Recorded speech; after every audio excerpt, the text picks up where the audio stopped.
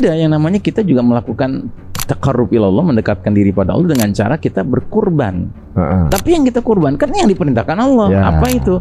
Sapi, kambing, ya kan? Memang diperintahkan Allah dan dicontohkan para nabi-nabi. Begitu. Nah, kita yakin bahwa persembahan kita itu mendekatkan kita kepada Allah.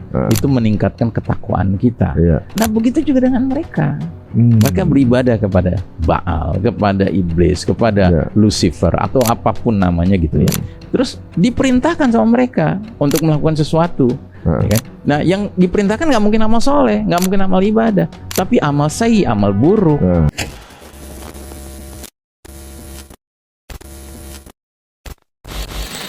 Jadi kalau misalnya saya pernah dengar, ini nggak tahu nyambung atau nggak saya, ada garis keturunan dari Namrud ke Firaun, entah bagaimana waktu itu. Dari Namrud itu ternyata urut-urut nyampe ke Firaun. Bahkan nyampe ke kerajaan-kerajaan sekarang. Lah kalau itu memang iya, karena kan istrinya Cleopatra ke Eropa. Ketika di Eropa itu kan jadi kerajaan-kerajaan di Eropa yang awal-awalnya Zionis kan dari mereka. Jadi kalau kita ujung-ujungin, berarti keturunannya yang zalim berhadapan dengan umatnya para nabi.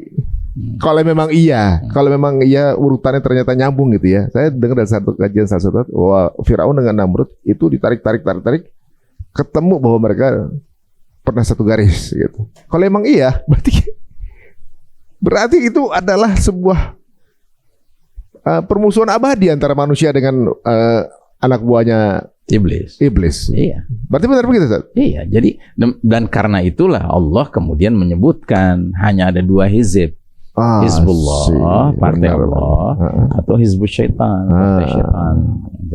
Nah, ketika kita tentunya memilih jalan Allah al-Islam ini, tentu kita yakin ini kan jalannya Allah. Nah, karena ini jalannya Allah ya, kenapa kita nanggung-nanggung? Nggak menjadi jundullah, menjadi tentara Allah, menjadi prajurit Allah, berarti bagian dari sebuah kolaborasi yang disebut dengan Hizbullah itu. Sementara mereka, terang-terangan mereka membentuk kolaborasi. Junudus syaitan itu, tentara-tentara syaitan itu mereka dalam satu kolaborasi.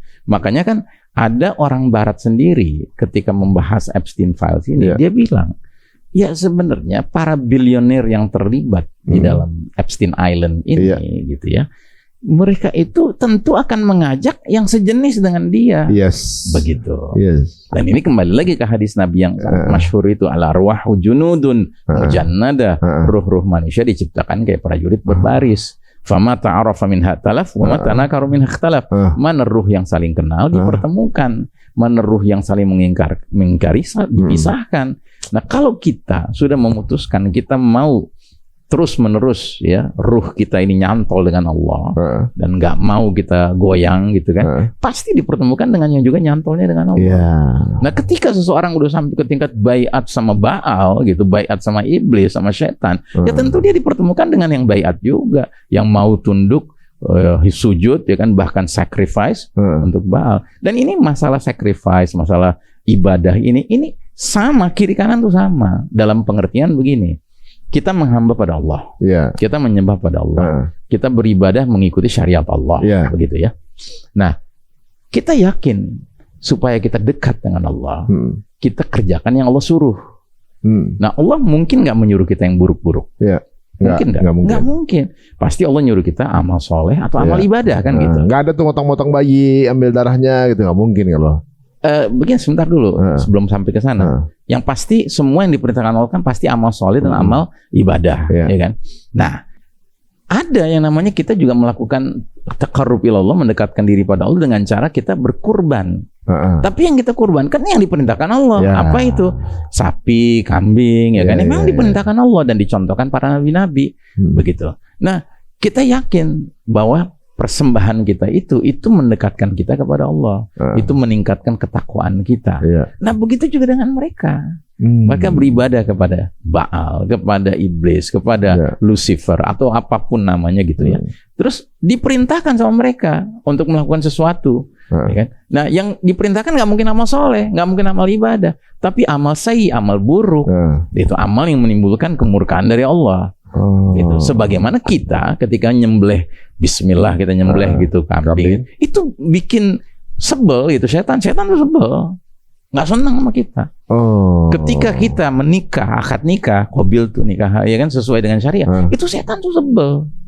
Makanya setan berusaha sedapat mungkin menceraikan, memisahkan. Dan itu salah satu bagian dari sihir yang terkenal kan di surat Al-Baqarah 102 kan. Malaikat Harut dan Marut itu punya khazanah ilmu sihir.